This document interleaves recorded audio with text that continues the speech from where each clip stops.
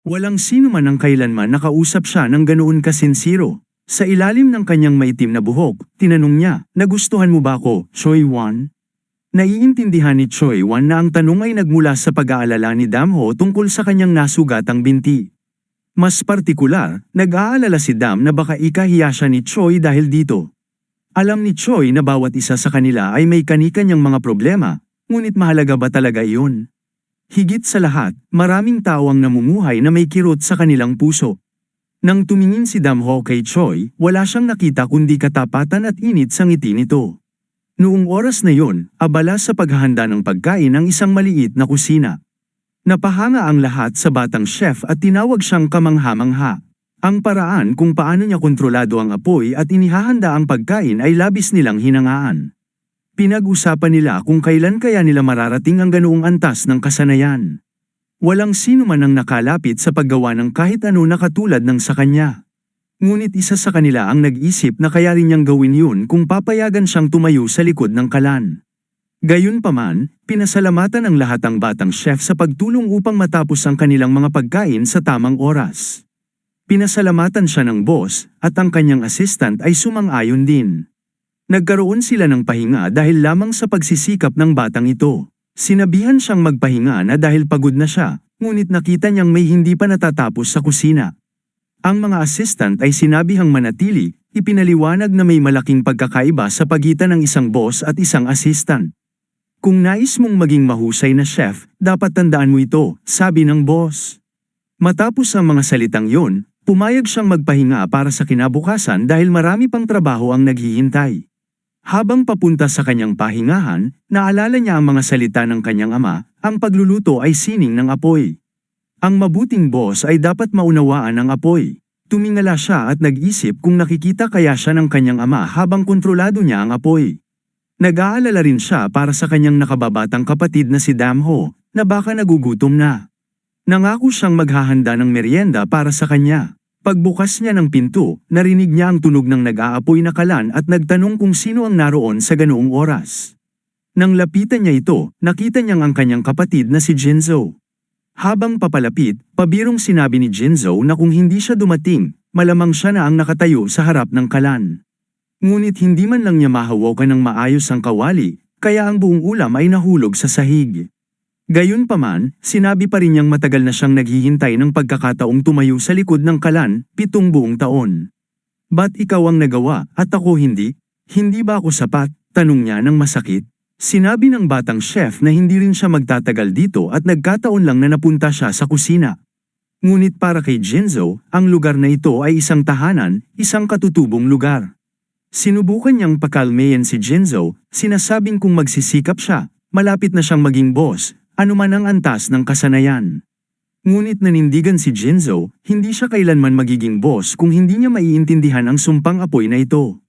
Kailangan mong maramdaman ito, at doon mo lamang ito maiintindihan, dagdag ng batang chef. Naalala pa niya ang sinabi ng kanyang ama, na ang pag-unawa sa apoy ay isang ganap na naiibang bagay. Walang ideya si Jinzo kung ano ang ibig sabihin ng maramdaman ng apoy, at para sa kanya, ang mga salitang iyon ay tila walang kabuluhan.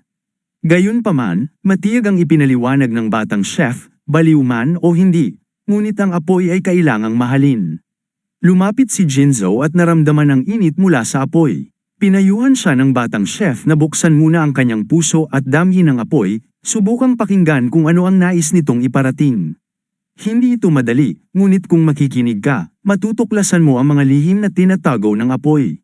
Habang nakatayo sa harap ng apoy, nagsimulang magreklamo si Jinzo, sinasabing parang sinusunog ang kanyang mukha. Pinatigil siya ng batang chef at pinayuhan na kumalma. Lumapit ito at ipinaliwanag na napakahalaga ang pagmamasid sa paghinga at daloy ng apoy. Halos ilagay ni Jinzo ang kanyang kamay sa apoy habang tumutulo ang pawis sa kanyang mukha. Pinilit niyang magpakatatag habang paulit-ulit na umuugong sa kanyang isipan ang utos, maramdaman ang apoy. Maramdaman ang apoy, kinabukasan, maganda ang panahon. Ang araw ay nagniningning na parabang nais yakapin ang lahat ng lumabas ng bahay. Totoong maliwanag at mainit ang araw na yun. Sa kalye, lahat ay naghahanda upang salubungin ang may-ari. Mataas ang moral ng mga tao, at sabik na nilang hinihintay ang pagdating ng master na si Sinog. Sa mga sandaling yon, abala si Cho sa pagkain, lubos na ninanamnam ang bawat kagat. Wala siyang pakialam kung nasaan ang may-ari, gusto lang niya ng isa pang bahagi ng karne. Napansin niyang nagpunta kung saan si Damho. Lumapit siya kay Ho at naramdaman niyang tila may mabigat na pasanin ng kanyang kaibigan, na para bang isa itong hindi matitinag na bato. Mukhang hindi nito kailangan ng kasama. Nagsisi si Cho na napakakaunti nang nalaman niya tungkol sa misteryosong kaibigang ito na palaging abala.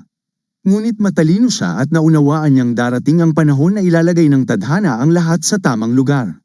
Ang tanging magagawa niya ay maghintay. Kung pinagtagpo sila ng tadhana, tiyak na muling magtatagpo ang kanilang mga landas. Biglang napansin ng isang binata si Ho at ang kapatid nitong babae na nakatayo sa tabi niya. Hiningi nito sa kanyang kapatid na iwasan ang gulo sa araw na iyon. Ngunit, kung hindi dahil sa gulo, hindi rin ito lalapit kay Ho. Sa wakas, nagsalita ito paarap kay Ho, nagkita na naman tayo. Pagkatapos, tinanong kung alam ni Ho ang kahulugan ng pagbati, pahiwatig na dapat siyang magbigay galang pabalik. Hindi itinuring ni Ho ang sinabi nito bilang isang pagbati, kaya nanatili siyang tahimik. Ipinaliwanag ito sa kanya at pagkatapos ay idinagdag, hindi ko naintindihan. Akala ko parang isang magpay lang na tumatahol. Agad itong humawak sa espada, handa ng kumilos. Patuloy na pinilit ng kapatid na babae ang kanyang kuya na panatilihin ang disente at maayos na asal. Gayunpaman, hirap niyang kontrolin ang apoy na nag-aalab sa kanyang dibdib. Ibinalik niya ang espada sa lagayan nito, ngunit sa isipan ay panang akong paluluhuran niya ang bastardong ito balang araw.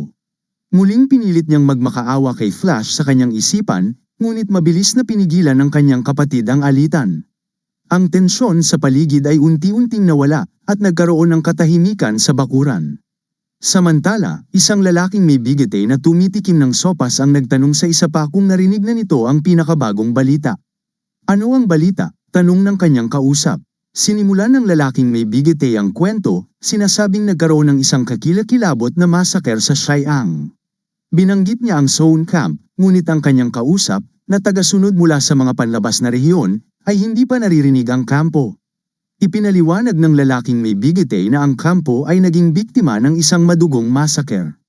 Nakikinig ng mabuti si Dam sa kwento mula sa likuran niya. Ang kanyang mga kausap ay hindi makapaniwala dahil itinuturing nilang isa ang Kochen sa pinakamalalakas na kulto na hindi maaaring maging biktima.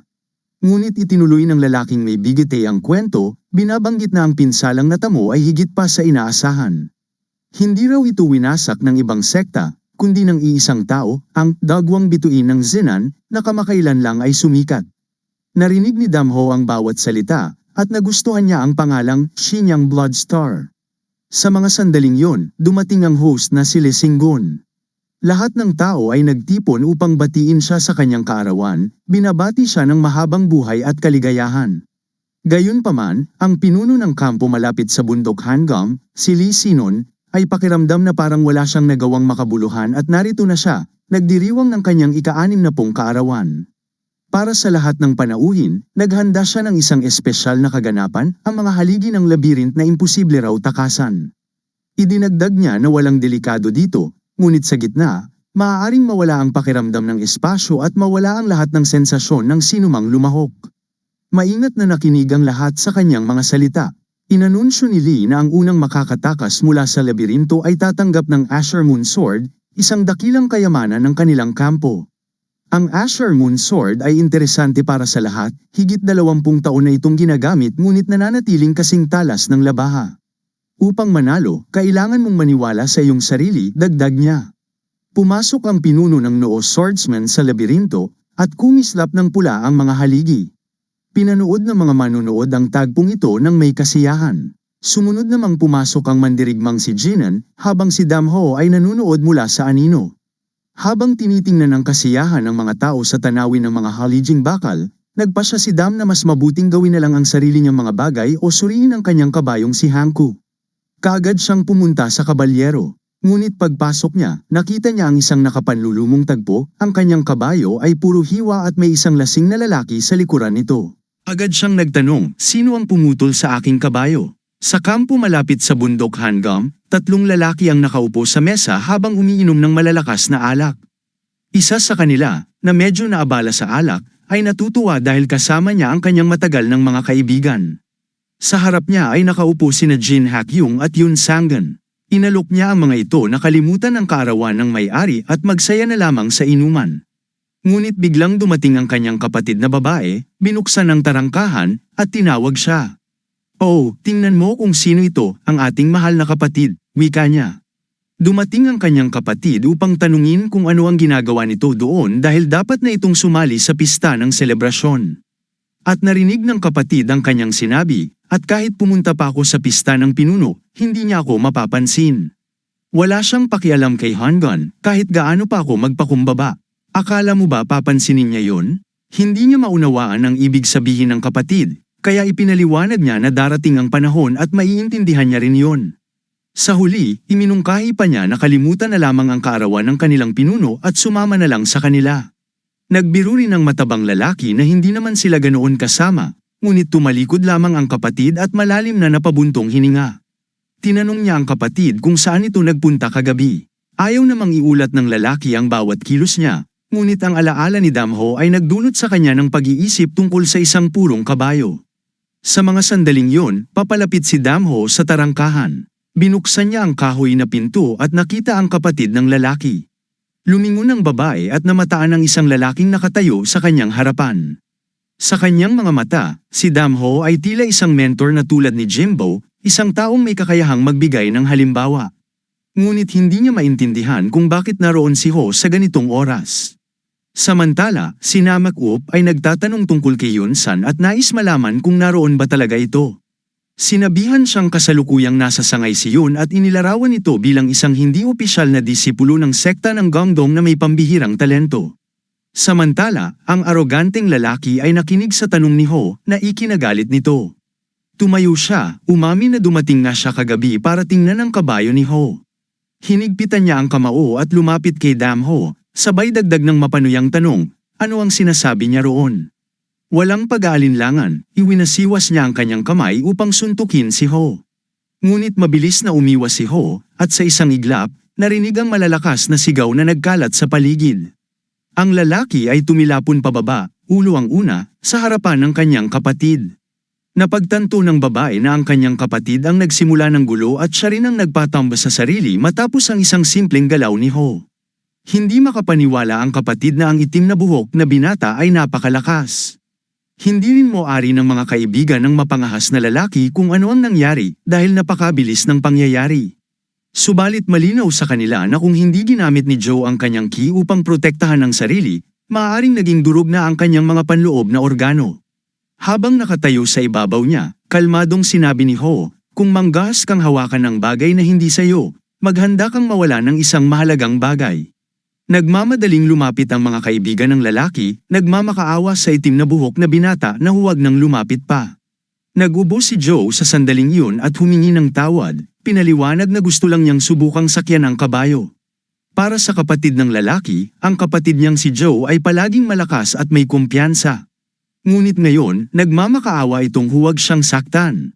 Lumapit ang isa sa mga kaibigan ni Joe kay Ho. Tinanong nito kung paano niya nagawang atakihin ang isang tao sa kampo at kaagad ding hiniling na itigil ang alitan. Nagpakilala siya bilang si Wen Sang-gun ng sekta ng Gangdong, isang kaibigan ni Joe. Gayunpaman, hindi naunawaan ni Ho ang ibig sabihin ng mga sinabi ni Yun. Nagbigay si Yun ng pahiwatig na hindi niya kayang tumayo lamang at panoorin ang sitwasyon. Bilang isang disipulo ng Gangdong sect, hindi niya maaaring iwasan ang isang laban kahit pa ipakita ng kalaban ang lakas nito. Hindi alintana ni Damho kung sino ang nasa harap niya. Sa halip, nagsalita siya muli tungkol sa kanyang dangal at kung paano nito siya pinipilit na huwag magpaiwan sa gilid. Sinabi niya na bilang disipulo ng Gangdong sect, hindi niya maaaring tumakbo mula sa labanan kahit na mas malakas ang kalaban. Samantala, inipit niyo ang kanyang kamao hanggang ito'y dumb-oval ang laki. Ginamit niya ang espesyal na teknik ng Gangdong sect na Divine Piercing Fist.